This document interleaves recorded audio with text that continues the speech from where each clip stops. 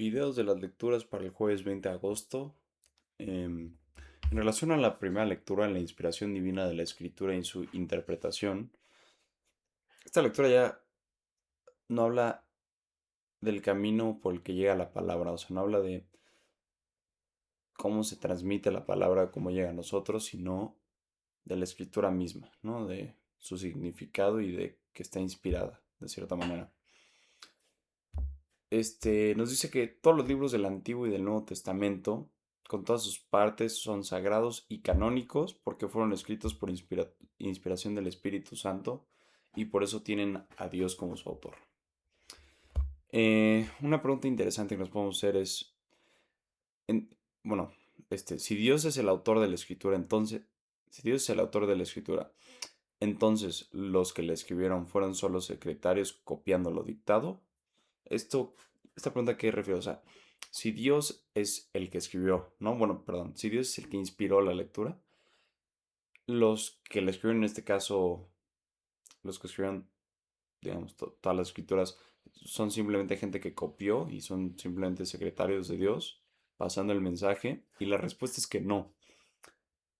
Dios usó a hombres que él mismo eligió y estos hombres usaron todas sus facultades, y talentos y todo lo que tuvieran.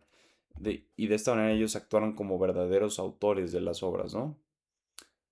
Este, ahora ellos pusieron todo por escrito solo porque Dios lo quería. Y una segunda pregunta es, entonces, ¿basta con leer la Biblia literal, palabra por palabra, para entender lo que Dios quiere decir? Y la respuesta es que tampoco. Esto no, esta pregunta, pues no. O sea, la respuesta es no.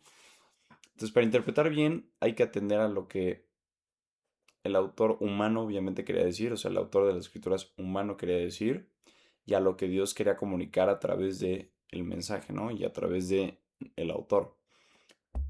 Para eso hay que tener en cuenta, pues, géneros literarios, porque obviamente no se lee igual un texto histórico que uno poético, que uno profético, que ciencia ficción. Y también los modos de pensar y expresarse, de la época del autor, ¿no? De la época de la cultura del escritor.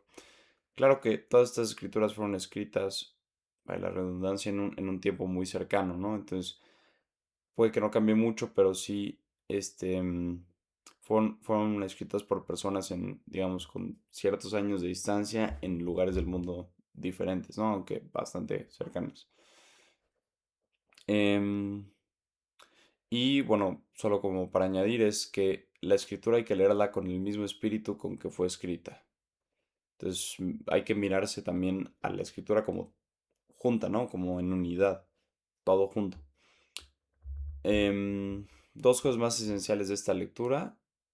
Como primero es la doble, bueno, recapitulando más bien, la doble autoría, que es Dios como autor principal y a la vez los autores humanos, como, mensajeros de Dios, le podemos decir. Y por esto la escritura enseña sin error la verdad que Dios quiso para nosotros, ¿no? Para nuestra salvación. Y la segunda es interpretar bien, necesita las dos cosas juntas, ¿no? El método histórico y el literario. Tener en cuenta el contexto histórico, cultural,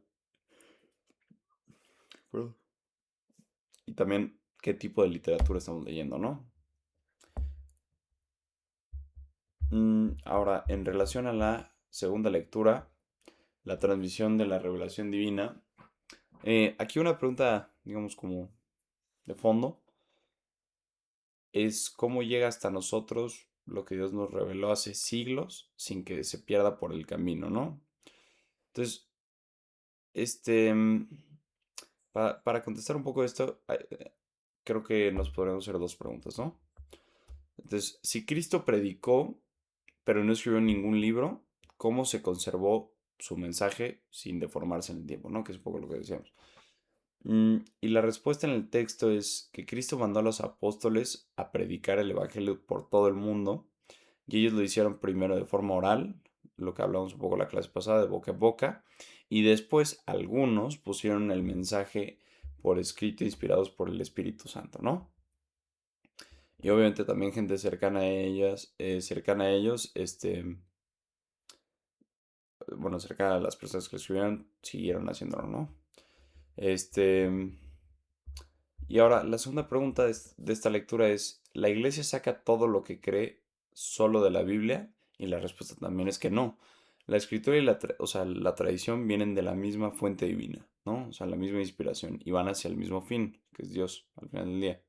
Por eso las dos, pues, merecen estar en el mismo nivel, ¿no? O la misma veneración. Entonces, de aquí surge algo importante que es interpretar bien la palabra de Dios, ¿no? Em, Algo que le corresponde al magisterio vivo de la iglesia.